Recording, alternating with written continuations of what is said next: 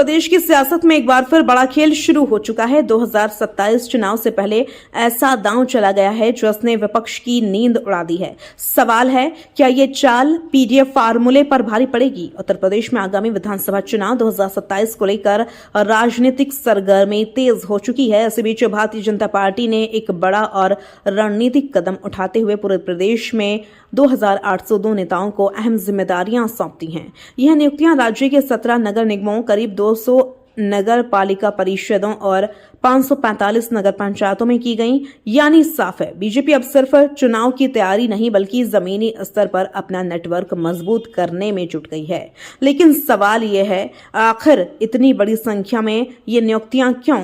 क्या यह सिर्फ संगठन को मजबूत करने का कदम है या फिर इसके पीछे कोई बड़ा सियासी गणित छिपा है? दरअसल इन नियुक्तियों के जरिए बीजेपी ने जातीय और क्षेत्रीय संतुलन साधने की कोशिश की है। खासतौर पर पिछड़ा, दलित और अल्पसंख्यक वर्गों को ध्यान में रखते हुए यह रणनीति बनाई गई है।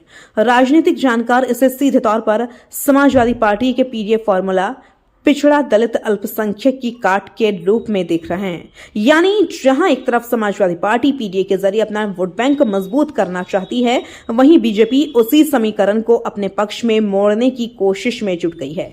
इसके साथ ही यह कदम उन कार्यकर्ताओं को भी सक्रिय करने का प्रयास है जो लंबे समय से संगठन में अवसर का इंतजार कर रहे थे।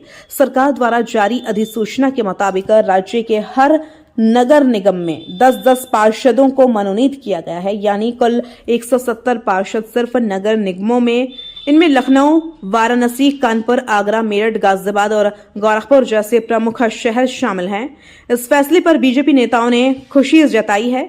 पूरे प्रदेश अध्यक्ष पंकज चौधरी ने सभी मनोनीत पार्षदों को बधाई देते हुए कहा कि वे जनसेवा और विकास में अहम भूमिका निभाएंगे।